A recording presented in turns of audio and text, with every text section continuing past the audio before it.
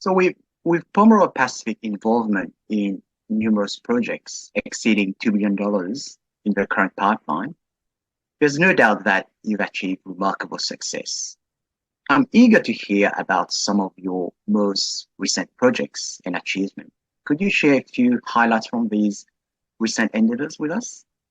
Yeah, absolutely. Uh, Look, I think the most recent one, I mean, only probably in the last 6 months or so, we bought a site. When was it? It was, I think, end of 2020 on Chapel Street in South Yarra. It was very similar to our Bay Street Port Melbourne one, actually. There was one site on the market which was only 300 meters. Again, we did exactly what we did in Bay Street. We were able to buy ultimately both sites and get 700 square meters right next door to the Olsen Hotel. And that location in Chapel Street has a preferred maximum height limit of 50 meters, which is, I don't know, call it a 14-story building, depending on floor to floors.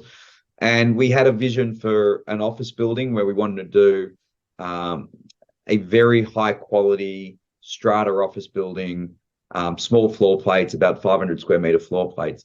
We worked extraordinarily hard with council. We engaged Cox Architecture.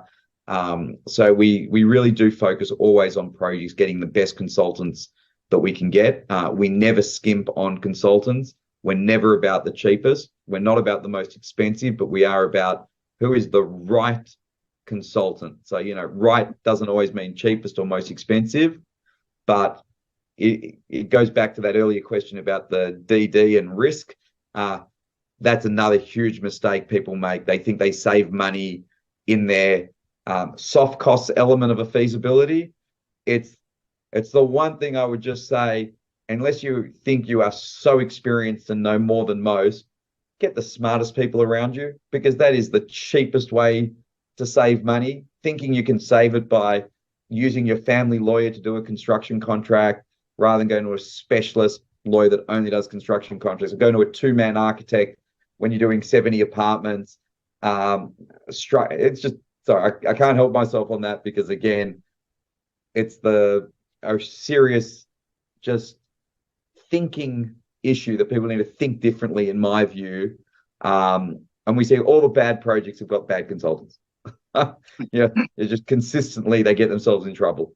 So on that project, bottom line, after working with council, we ended up getting a permit for 96 meters, 26 levels, essentially doubled the value of the land. Unfortunately, the office market is not very good at the moment. So we're now working again to, and this is that idea, never give up. You just pivot, you move, don't look back. We're now repositioning it and converting it to a BTR project. And, there's a few things happening which will come out hopefully in the next couple months on that, but a fantastic location.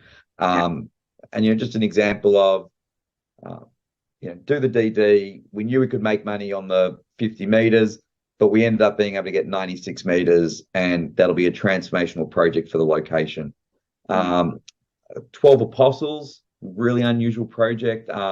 That is a site literally on the doorstep of the 12 Apostles Visitor Centre. That has a permit now for, 150 bed eco resort hotel, and what will be Australia's largest thermal bathing hot spring. So similar to an Alba and Peninsula Hot Springs, but it will be at the 12 Apostles.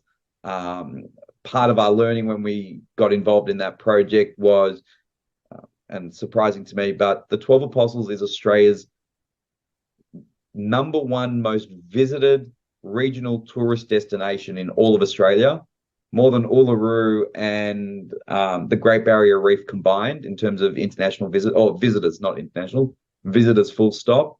Pre-COVID, they were getting, 2.2 million people a year stopped and visited the visitor centre.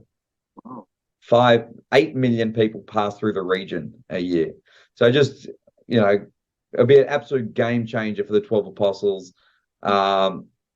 And then just some other interesting ones. We're doing a huge project that's just being handed over in Box Hill called Trio, which is apartments, hotel, um, office. It's a significant project. I can't remember the exact numbers, but it's in the hundreds and hundreds and hundreds of millions in revenue.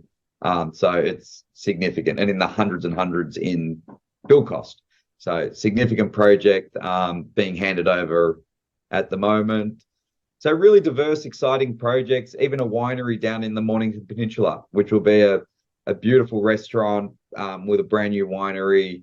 So we do things from the very large to the very small. But yeah, there's a lot of really exciting projects that we're very fortunate to be involved with through the journey. And what about the schools? Oh yeah. So we've just handed over $650 million of schools. I think it's 11 or 12 schools for the state government. It was a hugely ambitious project with, I think we were engaged in 2020. No, later. It'd be later than that. We had 2 years to deliver 12 schools, $650 million of building works, and had to be open with an absolute no excuse deadline of term 1, 2024. And to actually pump out that much work when you think of the quantum of dollars and to spend that amount of money in, I think it was 16 months of building, it was, a serious feat. But they're done. They're all open. Government's happy. Kids are happy. And more schools is good for everybody.